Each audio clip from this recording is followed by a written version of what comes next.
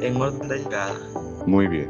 Mi nombre es Juan Sebastián Suárez y yo procederé a explicarle de una manera simple las conexiones de un grafo. Al modelar un conjunto de objetos y sus relaciones mediante un grafo, una de las cuestiones que generalmente interesa saber es si desde cualquier vértice se puede acceder al resto de los vértices del grafo. Es decir, todos los vértices están conectados o simplemente si el grafo es conexo, para simplificar los términos. Para un grafo dirigido, la conectividad entre todos los vértices se denomina grafo fuertemente conexo, como podemos ver aquí en el ejemplo donde todas sus aristas o rayitas están conectadas con cada nodo. Cabe recalcar que los nodos son esos puntitos azules que se ven a lo largo del ejemplo. Para hablar correctamente sobre los tipos de grafos, grafos dirigidos y grafos no dirigidos, primero debemos saber qué significa cada uno. Un grafo dirigido es un tipo de grafo en el cual las aristas tienen un sentido definido en sus conexiones. ¿Qué quiere decir esto? Que cada arista, o sea, cada rayita que une cada nodo, tiene una dirección, tiene una orientación. Por ejemplo, si una arista o rayita va hacia adelante o hacia atrás. Todo depende de, como ya anteriormente mencioné, la orientación de cada arista. Mientras que un grafo no dirigido es su antítesis. ¿Qué quiere decir esto? Que en este tipo de grafo sus aristas no tienen una dirección definida. Podemos ver la diferencia porque en esencia este no indica o lleva un camino, o mejor dicho, este camino no lleva una dirección, no lleva una orientación, no va hacia adelante o no va hacia atrás, o por lo menos no se sabe porque no está indicado en este tipo.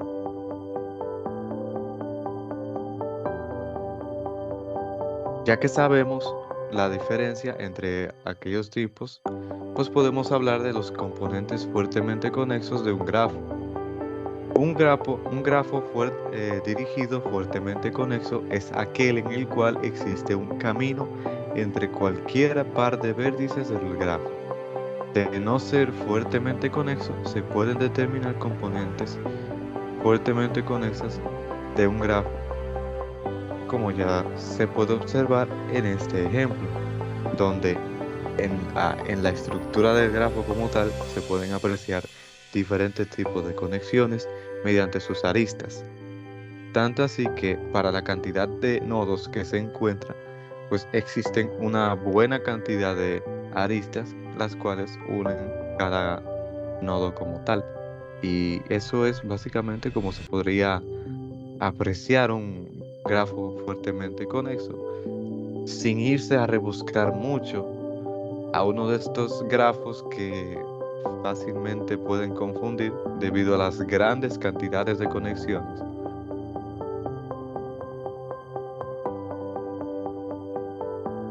Por otro lado, si un grafo dirigido no es fuertemente conexo, pero el grafo subyacente, o sea, sin sentido en los arcos, como se ve ahí, es conexo, el grafo es débilmente conexo. Como se puede apreciar aquí, pues no hay una abundancia de aristas en la estructura. Y ahora pues les dejaré con mi compañero que les va a hablar sobre la matriz de camino del cierre transitivo. Bien, primero que nada, buenas tardes. Mi nombre es Robert Tejada y ahora, como es mi compañero Juan Sebastián, le estaré explicando lo que son matriz de camino, cierre transitivo. En esta matriz de camino, cada elemento representa una conexión entre dos nodos. Un ejemplo, si existe una conexión entre los nodos I y J, entonces el elemento IJ de la matriz será verdadero, o también representado por el número 1, que representa verdadero. De lo contrario, será falso o también representado por el número 0. En otras palabras, Una matriz de camino es una matriz booleana que se utiliza para representar las conexiones entre los nodos de un grafo dirigido. Si hay una conexión, ya sea de manera indirecta o directa, entre dos nodos, el valor correspondiente en la matriz es verdadero, o 1, como habíamos dicho anteriormente. De lo contrario, el valor es falso. El cierre transitivo de una matriz de camino es otra matriz booleana que indica si hay un camino entre cada par de nodos del grafo. Dicho de otra manera, si hay una ruta que conecta el nodo I con el nodo J, representado por el valor verdadero en la celda IJ de la matriz de cierre transitivo.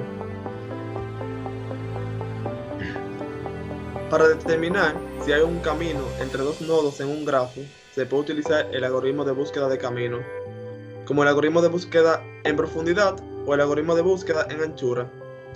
Estos algoritmos exploran el grafo desde un nodo inicial y tratan de alcanzar el nodo final visitando cada uno de los grafos, ya sea de manera directa o indirecta. El algoritmo para calcular el cierre transitivo de una matriz de camino se basa en la propiedad de transitividad de la relación hay un camino entre. Si hay un camino directo entre los nodos I y J, entonces hay un camino entre I y K, si hay un camino entre K y J. Esto quiere decir que se están haciendo de manera indirecta, se están conectando de manera indirecta con el nodo K de por medio.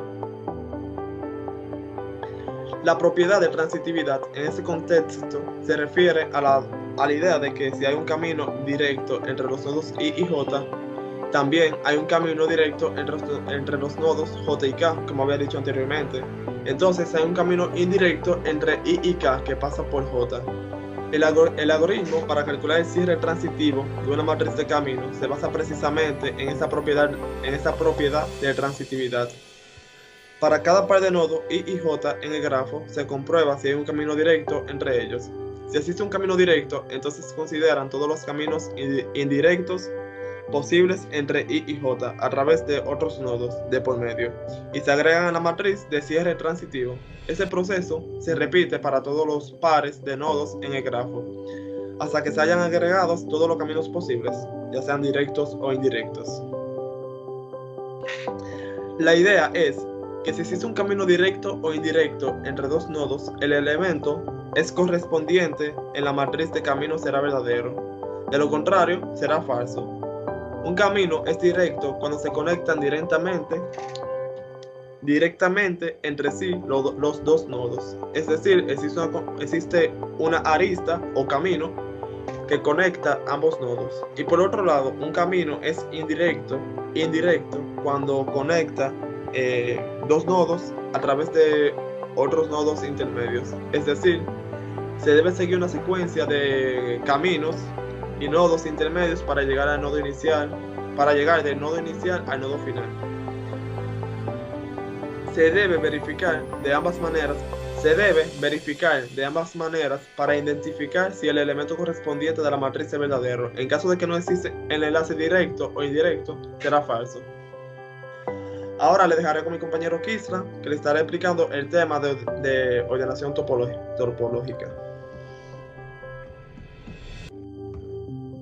Bueno, yo les estaré hablando de lo que es la ordenación topológica. La ordenación topológica es un algoritmo utilizado para ordenar los nodos de un grafo dirigido acíclico, de tal manera que si hay una arista dirigida desde el nodo A al nodo B, entonces el nodo A aparece antes que el nodo B en la lista de nodos ordenados. En otras palabras, la ordenación topológica establece un orden parcial entre los nodos del grafo.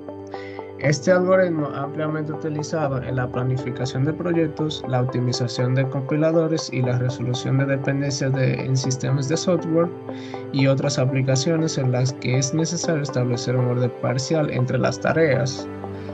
La ordenación topológica es posible solo en grafos dirigidos a cíclicos. Si el grafo contiene ciclos, entonces no es posible realizar una ordenación topológica, ya que no se puede establecer un orden parcial entre los nodos. Y como se puede ver aquí en la imagen que tenemos a la derecha, Aquí, como podemos observar, no tenemos lo que viene siendo una ordenación, por decirlo así, cronológicamente, o de menor a mayor, o de mayor a menor. En lo que viene siendo la ordenación topológica, será una secuencia, por decirlo de cierta manera, aleatoria, como se puede ver aquí, que el 7 va al 8, va al 11, o el 5 va al 11, o el 3 va al 8. También se puede ordenar de lo que viene siendo de izquierda a derecha. Como se puede ver aquí en la imagen, lo podemos organizar en forma de lo que viene siendo de Z para tener una idea más clara. También, por otro lado, podemos decir que este algoritmo, como su ordenación se puede aleatorizar, en ciertas palabras, si nos vamos a un enfoque más directo, como ya había dicho antes, lo podemos organizar tanto de manera mayor, pero también lo podemos organizar de cierta manera que sea por menor cantidad de aristas, que sería una secuencia del 5, el 7, el 3, el 8, el 11, el 10, el 9 y el 2. Y hasta aquí sería mi explicación. Los dejo con mi siguiente compañero.